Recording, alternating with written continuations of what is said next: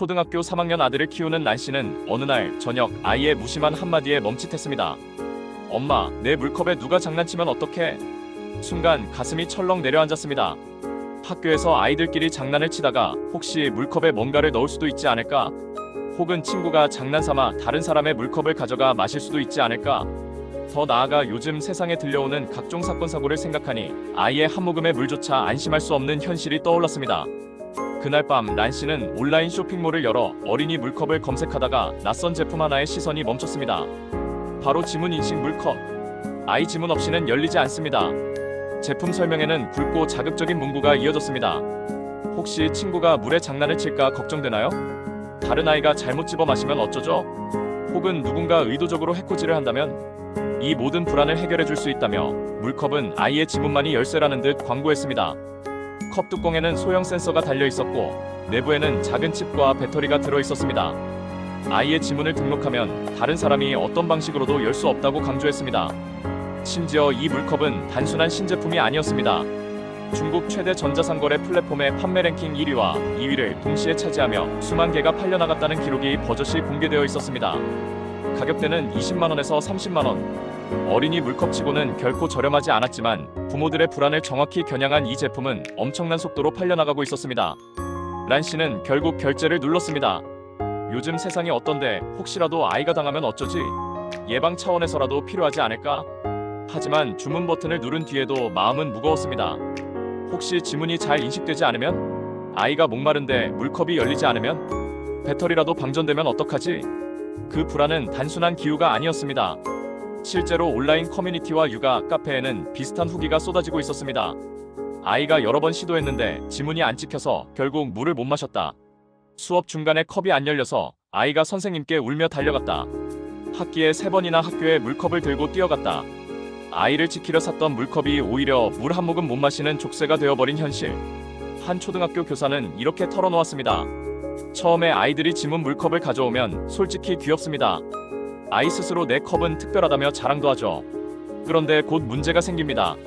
배터리가 다르면 컵이 열리지 않고 지문이 잘 안 찍히면 계속 시도하다가 결국 울며 교무실로 오거든요.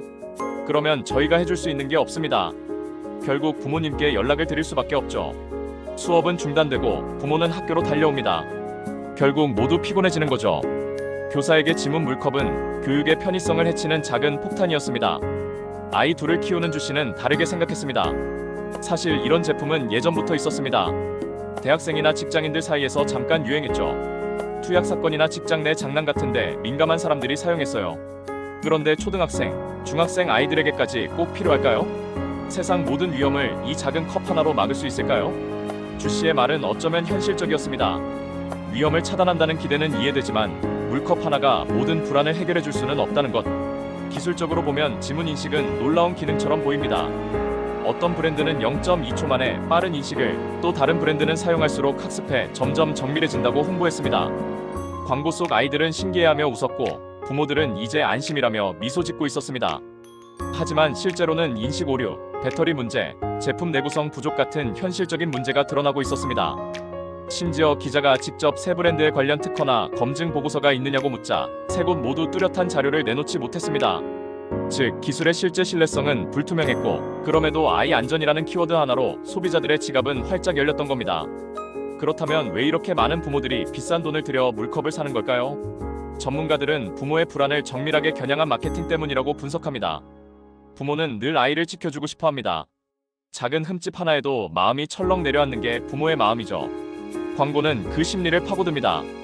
혹시 아이가 해코지를 당하면? 혹시 물 한 모금이 위험해진다면? 이런 질문 앞에서 부모는 합리적 판단보다 감정적 불안 해소를 선택하게 됩니다. 비싸더라도 불편하더라도 아이를 지키는 듯한 느낌만 준다면 말이죠. 이 물컵은 단순히 상품이 아니라 사회적 논쟁거리가 되고 있습니다. 찬성 측은 말합니다. 세상이 흉흉한데 작은 대비라도 필요하다. 아무 일 없으면 다행이고 혹시라도 막을 수 있다면 그걸로 충분하다. 반대 측은 반박합니다. 문제의 본질은 아이들 사이의 신뢰와 학교의 안전관리인데 물컵 하나로 해결될 일이 아니다. 오히려 아이가 물을 못 마시는 불편만 늘어나고 결국 또 다른 소비를 강요받게 될 뿐이다. 이 논쟁은 단순히 물컵 문제가 아니라 우리가 어디까지 기술에 의존해야 하는가라는 철학적 질문으로 번져갑니다. 여러분들, 지문 인식 물컵은 정말 아이를 지켜주는 스마트 안전템일까요?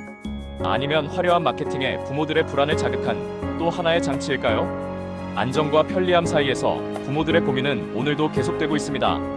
그리고 아마도 내일 또 다른 스마트 육아템이 등장한다면 이 논쟁은 다시 반복될 것입니다. 여러분들은 어떻게 생각하시나요?